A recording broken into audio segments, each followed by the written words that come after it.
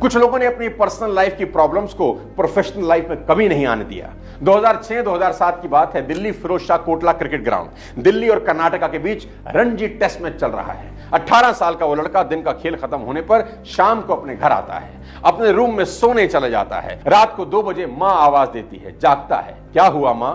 मां बताती है तुम्हारे पिता अभी अभी गुजर गए। घर में सन्नाटा है।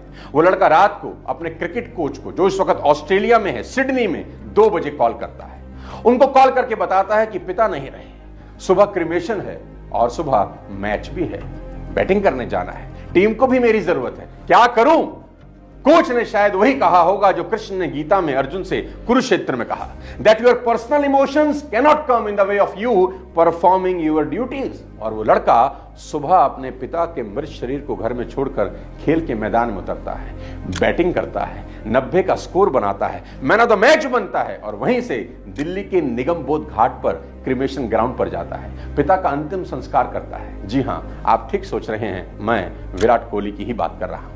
दोस्तों, महान लोग यूं ही महान नहीं बनते। विराट कोहली की एक नहीं, ऐसे कई एग्जांपल है। याद करिए 2016 आईपीएल का वो मैच जहां कोहली के हाथ में 9 टांके लगे थे, ऐसे में उसने बल्लेबाजी की और सिर्फ बल्लेबाजी ही नहीं की, 50 गेंदों में 113 रन ठोक दिए। सोच के देखिए, कोई इंसान कैसे हाथ में 9 टांकों के साथ खेल सकता है, और सिर्फ खेल नहीं रहा, रन ठोक रहा है। यहां तो एक छोटा सा जुकाम भी काम ना करने का बहाना हो जाता है। अनिल कुंबले का वो मैच कौन भूल सकता है, Antigua Test 2002 against West Indies, जहां उन्होंने टूटे हुए जबड़े से लगातार 14 ओवर डाले और महान बल्लेबाज लारा को आउट कर दिया।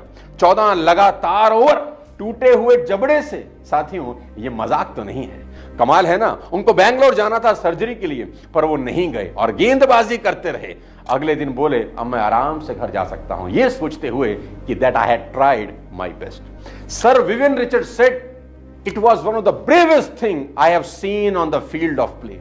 ये बताता है कि प्रोफेशनल लाइफ में वही लोग महान बनते हैं जो पर्सनल दुख तकलीफों के लिए हाय तौबा नहीं मचाते। यहां तो हल्का सा सर का दर्द ही काफी है छुट्टी लेने के लिए। दोस्तों, विराट कोहली और अनिल कुंबले जैसी डेडिकेशन जब आपके काम को लेकर आपको होती है, कोई भी पर्सनल प्रॉब्लम आपको आपका कर्म करने से नहीं रोक सकती। आप इतिहास में अमर हो जाते हैं और इतिहास आपकी शौर्य गाथा सुनहरे अक्षरों में लिखता है। दोस्तों, ऐसे भी लोग इस दुनिया में हुए हैं जिन्होंने अपनी जान तक गंवा दी अपना कर्म करते हुए। कल्पना चावला को आप कैसे भूल सकते हैं। अंतरिक्ष में जाने वाली पहली भारतीय महिला कल्पना चावला की मौत 1 फरवरी 2003 को अंतरिक्ष से वापस लौटते हुई। कल्पना अक्सर कहा करती थी कि मैं अंतरिक्ष के लिए ही बनी हूं, हर पल अंतरिक्ष के लिए बिताया और इसी के लिए मरूंगी। यह बात उनके लिए सच साबित हुई। कोलंबिया डिजास्टर स्पेस दुर्घटनाओं की सबसे बड़ी त्रासदियों में से एक है। 1 फरवरी 2003 को नासा का अंतरिक्ष यान कोलंबिया अपने स्पेस ट्रेवल के बाद 7 क्रू मेंबर्स के साथ पृथ्वी पर लौट रहा था। पृथ्वी पर लौटते हुए कोलंबिया वायुमंडल में प्रवेश करते ही दुर्घटना का शिकार हो गया। लोगों ने आसमान से आग का गोला धरती पर गिरते हुए देखा। देखते ही देखते अंतरिक्ष यान और उसमें सवार 7 यात्रियों के अवशेष टेक्सास नामक शहर पर बिखरने लगे।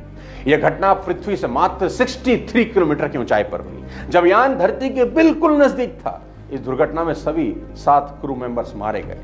नासा ने अंतरिक्ष शटल उड़ानों को अगले 2 साल के लिए निलंबित कर दिया और जांच से पता चला फोम का एक बहुत बड़ा टुकड़ा शटल के बाहरी टैंक से टूट गया और स्पेसशिप का विंग भी इसके कारण टूट गया था। बाद में पता चला बाएं विंग में एक छेद के कारण बाहरी वातावरण से गैसें शटल के अंदर बहने लगी। इससे सेंसर खराब हो गए और आखिर में कोलंबिया सभी अंतरिक्ष यात्रियों के साथ नष्ट हो गया। दोस्तों, ऐसे रूमर भी हैं कि नासा को फोम के साथ समस्या होने के बारे में पहले से जानकारी थी।